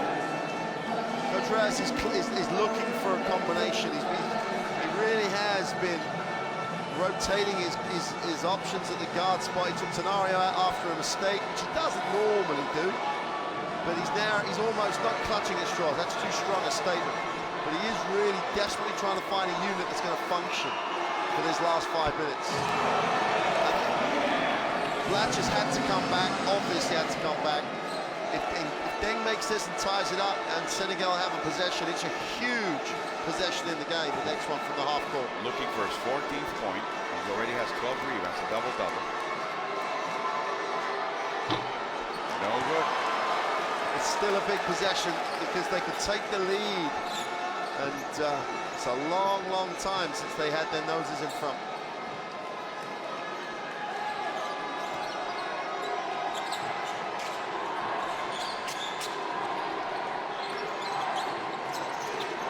Well, it's man-to-man now, but they're playing man-to-man inside the three-point line. They're going to offer the 3. 7 to shoot. Inside. Bad pass. And it belongs to the Philippines. See, we talked about that right at the beginning of the game. That was a great ducking because they had Blatch on the three-point line. All they had to do was make a good pass, not a great one, just a good one, and they turn it over. And that's what the Philippine philosophy was right early in the game, as they're not a great passing team. If you protect the middle, they will turn it over. Well, that's a point of emphasis for the younger categories in Senegal. That's what they have to work on. Norwood, corner three. They look for the ball, and here comes Almeida. This team need to commit to the break. He only had one person with him on the break. He can win this game in transition, Senegal. Bay. Nice strip by Blatch, but it's off his hand. So now they find themselves with only like 11 seconds on the possession, when if they'd have run the floor, they may have had a good option in transition. Deng, back to Almeida. He wants him to take a shot. He gets in the crease. Now the Kraken shows up. Fay, three. Step aside three. No good. Fajardo with the rebound. Blatch bringing it up like he so loves. And a shove and a foul by Maurice Ndour. It's a crazy foul. The second. That's the third team foul, and we could end up, you know, it comes down to a free throw shootout. I think Jake Starr agrees. He's on the sideline. The rest of his team is back and behind him. The only thing you can bail him out is that no one communicated. Oh. Blatch floater. It's in. 3-point lead. How do you leave the most prolific scorer in this group wide open on the foul line? He smiles. He can't believe it either. This Senegalese team has all the tools. They've just got to be under the right rules, under the right instruction. Deng. Nice move by the... Oh, a hard foul and another grimace. Did he land on it? I think he had his leg underneath him when he landed. He's holding his back too. Oh, no. Let's have a look. There's the foul. Just landed awkwardly and then... Oh, he's hit the hoardings. And I think his leg got caught, but he's hit the hoarding too. I think, well, I hope it's just a bang. I hope he bang his head at the same time. That would not be good. He's got to come out because the trainers have come on. Yep.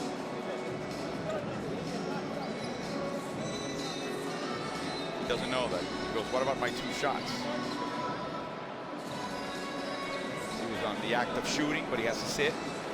And Mohamed Jump will come in to shoot for him. Jump's only a 66% free throw shooter. Just check it. I don't know if they had anyone. Well, they've got better free throw shooters on the bench, but as we said in commentary, or I said in commentary, Jump's never seen a bad shot. He always likes them. Yes. So he was. I think he looked like he was up with chance for points here. Makes the first. And you can't actually, you know, if someone wants to do it and they're a reasonable shooter, then go with a guy if he's that confident. He and number 7 Mamadou Ndoye played together under Jake Starr with UGB in the Senegalese league. He makes both. And now it's again a 1-point Filipino lead. No Deng in the game. This is as small as the Senegalese can be in terms of their lineup at the moment. Chan. Jeffrey lines up a three, drives. Inside, oh, too much traffic. Here comes Almeida, 3-on-2. All the way to the hoop goes Fay. And now, Senegal takes the lead. 2.5 to go. Chuck Reyes wants to talk it over. Well, it's a nice finish. There's a couple of times he's been down the floor. He's got a lot of elevation. Points off defense. Jeffrey Chan's decision to start that break with the turnover for Senegal. Chan's decision to try and feed Blackwell on that occasion, as you can see, Jarras. There is no inside fucking pass. 21 points off turnovers out of the 61. A third of Senegal's points off Filipino turnovers. You brought up 19 turnovers yesterday as a reason why they lost against Puerto Rico. And right now they have 18, and they still have 2.5 to go. Well, he's made a mess of the coaching ball. Apologies for the picked up emotion of Coach Reyes there with his description of the pass. But there isn't a pass there. The whole of the defense every part of the Senegalese defense was below the foul line. The dribble went there, so they all went. Here it is, watch. Everybody's got their feet under the foul line. He tries to feed the pass there. And he gets what it deserves, a turnover. Now, there's got to be more movement, so he has an option on the pass, but there is no pass when that defense collapses that much. And the specter of the tournament for the Filipino team is closing games. You've got to feel for him. You've got to give some credit here to Senegal. They haven't been great. They were so flat in that second period. You know, they've got out on the break. They've picked the defense up enough to generate some turnovers.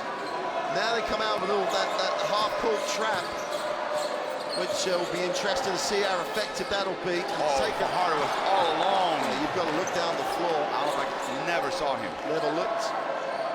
He hides along that baseline. Ball still hasn't got. Inside, here we go. Big to big. We were calling out. Big to big. High-low post play. Philippines up top again. Good job by Fajardo, because like that stretches the floor getting behind that defense. Okay, with a three, no good. And Blacks with a rebound. You've mentioned how happy he's been. He's 3 of 11 behind the arc. Tenorio. Why change? Why go away? Throw it to Blatch at the high post. See what happens. He drives, pushes off Endur, ball loose, he puts it in. All right, by hook or by crook, whatever way you want to word it. They got him into that. They got the ball to the high post. Yeah, he got a little lucky. The ball's in the right area of the floor with the right man. Jake Sark calls a timeout. They're down 3 minutes 23 to go in the fourth.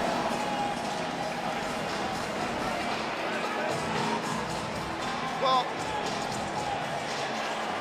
I'll say the same thing both ways. Why, after being aggressive, changing it, looking to attack the basket, did Senegal go one pass, shoot a three? 3 from 11 doesn't say, oh, that's what we're really going to run. He's 3 from 11. We're not going to run a play for him. Why not throw it back inside? Why not try and get the same things you've got down the other end? They listened to Coach Reyes last time. There isn't the pass inside for the perimeter, is what he said. They went to the high post, got something out the high post with a pass. They played him a little hard inside, penetrated. Doing the right things, get into the right areas, good things happen. The high-low dunk, and I think we're going to get a look at, well, we're going to get a look at it again, but we may not get a look at what happened with Brad. He fumbled it, he got a piece of it, but he's in the ring. And Fajardo is all over the offensive glass because the ball's in the right areas.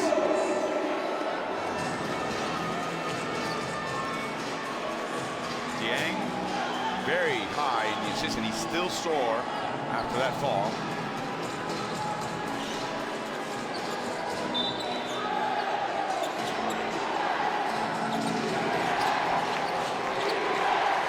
These teams will get Friday off, whoever advances, and then back at it Saturday, Sunday.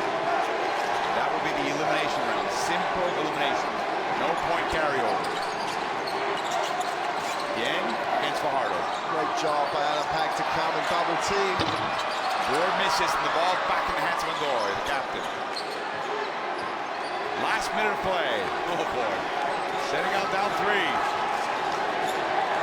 The crowd gets into it. Gotta take it to the ring. Endur. They're just thinking 3 all the way. Oh, got another offensive rebound. Almeida inside, Endur. Hounded. Outside. Great patience. It's in! The captain showed up and ties the game at 64 with 33.1 seconds to go. The margins of winning and losing, as the Philippines know, 1 defensive rebound away possibly from being able to ice the game. They gave up 3 offensive boards. They were very 3-point happy, but they made a huge shot, but after 3 offensive rebounds. What paces though by Endur. Yeah, he was in there a long, long time with the basketball in his hands. Great find from underneath the ring. But one offensive rebound could be all between the Philippines and a win. That have got one defensive board there, they'll be down the floor trying to ice the game. Still plenty of time here. 33 seconds, new ball game. And Doy was a 36% three-point shooter with Levallois in French's top league, the Pro A, averaging 25 minutes. Look at that. Right, and they saw European competition last year in the Europe Cup. Yeah, it's a good level team. He's a good level player. And that's a huge shot. And you love the confidence of guys. I know we're saying they shoot the ball too often, but they had tried to go inside, and they got an inside-outside play. Game on the line, 33 seconds.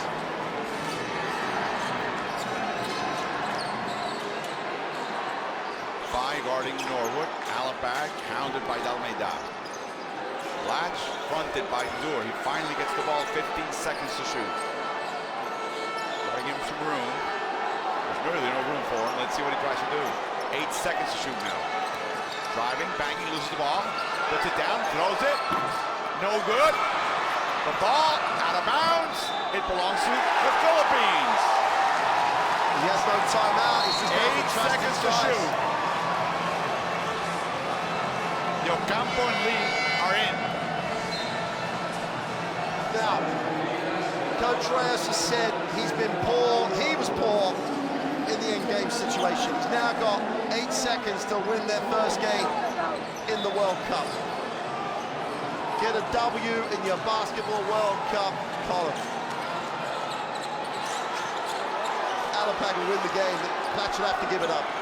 Oh, ball's loose. Tenorio, drive, shoot! And the game is over. We're going to go into overtime. Second overtime game in Group B action. Second overtime game for the Philippines in Group B action. Alapag was so open on the drive. I was thinking, it's like there's those fate moments if this is his last game. Tenorio penetrated, and he is wide open on the perimeter because everyone's contesting Tenario's little floater. Still not a bad shot. To be fair, it's a shot you'd expect him to make. But what a tremendous comeback by Senegal. And the Philippines are here again in overtime. There are the statistics. Where should Senegal shoot the ball? 58% or 13%? I know where I'd like the ball to go. And for yet another game, Philippines undersized, have owned the rebound situation. Here's the three that literally ties the game. But I think we're gonna see, is this the first one or the second one? No, this will be the one. Look how open Alapag is. He tries to float it over the big rotating defense. Actually, both corners were there. Wide open, but it's a floater from 6 feet. But Philippine basketball is about penetration, kick. Alapag made his last 2 threes. I don't know. Now, Jake Starr doesn't have any player in foul trouble. They may be hurt, but they're not in foul trouble. Meanwhile, Andre Black has 4 fouls, and we're going to play 5 more minutes. That's only going to be a factor if Senegal realize they're shooting 53 from 2 and 11 from 3. They've got to go inside. They've got to try and make Black run. They've got to try and keep pushing it. Teams all too often will slow up in overtime because they're worried about the situation. Both teams here have got to try to play their game. Which team does it the best will win. Fajardo's in there for a lot of minutes with Blatch. I think it's been a key factor in them staying in the game. Is this Jimmy Alapag time? What a great finish that would be. Alongside Coach Mark Clark, former UK national team head coach. My name is Alvaro Martin. Welcome to the second overtime game with Norwood. Makes Dalmeida's life a little bit more difficult. Now, 12 seconds to shoot, and that's not good. I mean, short clock situations for Senegal can be tricky. Absolutely tricky. Unless they throw it inside. They're playing a little zone. Here's Dalmeida with a long shot. It's in! In and out and in. 3-point lead for Senegal. Third place at stake. The possibility of third place, I should say, at stake for Senegal. They'll get to the ball, but they've really got to contest anything on the glass. Norwood, cross-court pass. Ooh, dangerous pass, and a foul by Ndoye as Tenorio drives. Well, they had a foul to give. So it only just puts them into the penalty. As we said before, Senegal don't foul a lot. They don't foul people shooting a lot. That's really helped them in that last period. Why foul when you can block them? You definitely shouldn't reach as they're penetrating past you. They open up the court for Blatch. Endure. Blatch goes over the defense and scores Ordang. That high post area, that's where whatever Blatch does with it there, passes, penetrates or shoots, it really is the area they should try and get the ball into. They can't help because Fajardo's down low. Oh, stripped by Blatch. Ball goes to Almeida, and he picks it up again. There was no backcourt violation. Here we go. Alapag with a strip. Sorry, Tenorio up front to Alapag. Oh, he's fouled. And it's, let's see. There's a little tiff here between Ndoye, Blatch, and Tenorio.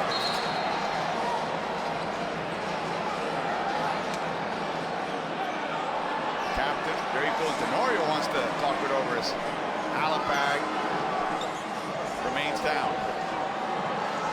Norwood doing a great job at the moment. Alapag should lead because trainers have been on, but he just slipped. Endure slipped, that's why. yeah. It wasn't.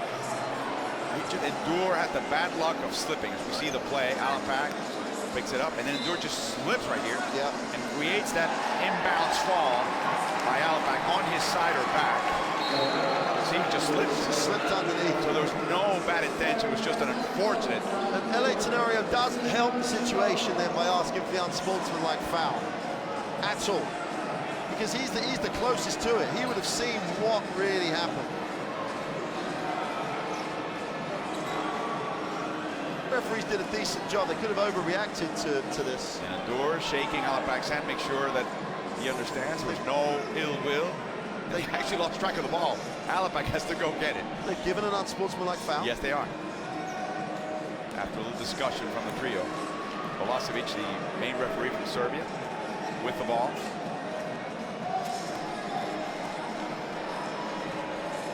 Senegal up one, a chance for a tie and a lead and a possession. There's the tie. Clearly slipped. Clearly slipped. But maybe they just gauge effect, not intention.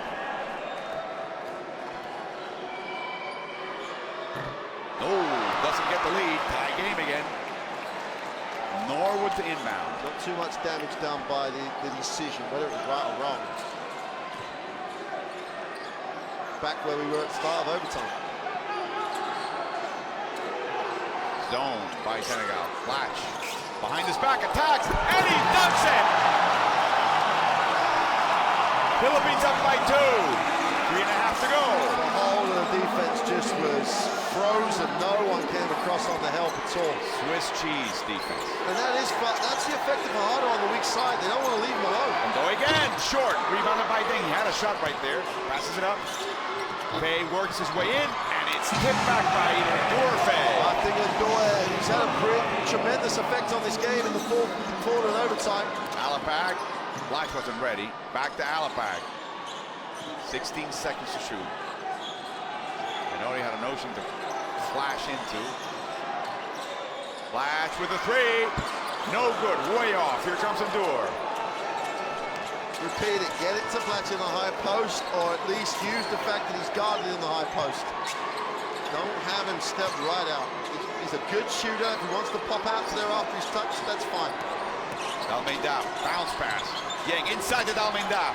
Outside to Endure for the 3, and it's no good. Blatch with the rebound. Endure looks a little slow and heavy on that shot. Oh, Fajardo's all alone as Dieng falls to the floor. That floor may be wet. Blatch in the high post, showing the basketball. Corner shot. Norwood, no good. Rebounded by Dieng. Almeida, up the middle. Foul, and that's a 5th by Blatch. He saw a little blur next to him. He just reached over, for the ball, grabbing too much of Dalmeida. So Andre Blatch now leaves with 18 points, 14 rebounds, 5 turnovers, 1 assist, and 1 steal. And Dalmeida, after making the clutch free throws in the win over Croatia, steps back to the line to give his team the lead. Ronnie Del Campo comes in for the Philippines. He is pretty much the best free throw shooter they have on the roster. He's played an awful lot of minutes. He's got 39 and counting. Gorgui Dieng, 42 minutes played. He had to step up with an injury, otherwise he's been on the court. Those 2 little injury breaks is all he's had. Tenorio had a shot. Philippine basketball. Play Philippine basketball here. Keep it spread. Open up the floor. Try and get the good early look. And back yourself. Back yourself now. Inside, Yocampo. Inside to Fajardo with the beautiful fake to tie the game at 71. Minute 33 to go. Come on, says Chuck Reyes. Oh, again, Norwood with that huge wingspan. Behind the screen. Faye, a 3. Too long, and in the process, Faye commits a foul on Del Campo. Nice box out. Del Campo has to walk the length of the floor. Comes a free throw shootout on any foul. We talked earlier about boxing out. Well, and there you see it. And he commented when the stat came up about the fact that the Philippines was winning the battle on the glass. And for all the athleticism, for all the talent, a simple box out may well be very decisive right now, as long as he makes the throws. He does. Ocampo with his first free throw. 74% for the Philippines as a team, 76% for Senegal. They've attempted about the same amount of free throws. Ronnie Del, part of a basketball playing family, pro playing family. Here we go. 2-point lead, minute 10 to go. Welcome to clutch time. Throw it inside. Please give Bing a chance to spin it on the inside. That's The not door. inside. Oh, No wow. good. Rebounded by Dieng. Oh, and a foul on Dieng. A push off on Fajardo before the shot. That was a late whistle. Well, he was already putting it back up. We'll have a look. We get the benefit of a replay. Right. I mean, Fajardo doesn't seem to be a flopper. Here we go. Yeah, hand of the back clearly. That's a good spot in that much traffic.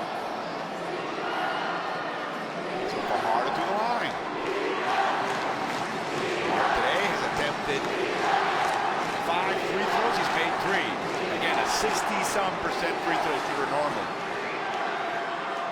Soft. That's now a long possession that divides the Philippines from Senegal.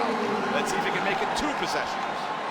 Well, a 60-odd% free throw shooter, that looked pretty smooth. All he has to do, forget the stat, forget the moment, and just do the same thing.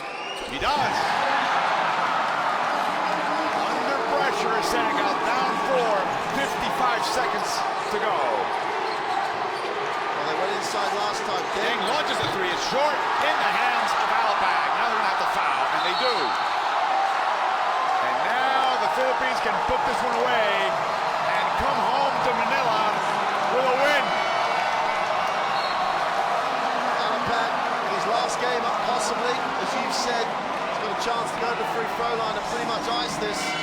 Still a long time in the game, 45 seconds. But like again, Dieng shooting 3 after 1 pass. They went inside last time, should have scored. And Hamadi Ndiaye, back ache and all, comes in as Dieng commits his 5th foul and has to leave the game with a double-double. 13 points, 14 rebounds. Debatable decision to put him back when they know they're in the second round. But I think that's more about him asking almost to go back. You mean Ndiaye? Yeah. Got the back problem, you're down, you're down in the game, you've got other bodies on the bench. Chance for Alabag to make it 2 long possessions here. Yep. 6-point lead. They don't need to foul now, they just need to delay it. Dewar launches a It's in! A three-point game! Senegal's not dead yet. Not dead by any stretch. Pressure. Norwood, watch out. Over to Del Campo. Tenori on the other side. Alapag needs it. Back to Norwood, back to Alapag. The captain. He's fouled by the captain. Don't foul him now with 9 seconds on the shot clock. That's exactly what Jake Sar is pointing at, the shot clock, as he talks to 9 seconds left on the shot clock, 22 seconds left on the game. There were a lot of minutes, a lot of time rather left in this game. But if you're not experienced at closing out games at this level, if you're not experienced in this way, you will make those silly decisions. Oh, misses a shot. Okay, if he misses both, it's a great decision. It's obviously not, because Alapag is going to make. Japeth Aguilar comes into the game. Nope, not yet. No substitutions yet. I missed the opportunity. If he makes this, he does. Now he comes in for, I believe, Del Campo, the young version of the Twin Towers. As we have a timeout by Jake Sar. 78-74, Philippines, 22.4 seconds away from the first win in the tournament. Well, 22 seconds to go. There's more than enough time for Senegal. They run a decent out-of-bounds option, get the shot. Two or a three, they can go to either and they can still then try and do it that way. Now, if they get a good look at a three, you might argue they need to take it. But something early is the most important thing. Be interested to see what Chavez comes out of this timeout with. You know, he may double team the first pass, or maybe just say, look, we're up 4. Even if they score, we've got the ball and we're in control of this. We've got our destiny in our own hands because we'll have the ball back. He still has the timeout. He can advance the ball to the front court. Won't need to shoot the ball. If he thinks he's going to make his free throws, that's his job to get the best free throw shooters on the floor. He can do it that way. All sorts of permutations. Part of the contrast in this game is you knew Senegal's a short rotation. Chuck Reyes likes to use everybody, likes to get everybody involved. Thus, the difference in bench scoring. Well, yeah, it's a tremendous job across the board because, you know, his leading scorer this game has only got his blacks with 18. Followed by Jimmy Alapag off the bench with 16. And Fajardo off the bench with his 15. So, got to go early. They've got to go early. Corner shot, Undur, fakes, shoots, misses. Rebounded by Norwood on a foul by Senegal. 11 seconds to go. And the fans can feel it. These guys, the fans, have been faced with heartache for 4 games. They really do deserve, the fans deserve their moment here. The players are earning their moment, and they really deserve that if they can close this game out. Oh, no, not yet. He misses the first free throw. Still 11 seconds. It'll be very difficult to tie or win this game for Senegal, possibly without Philippine help at this point. Makes it second.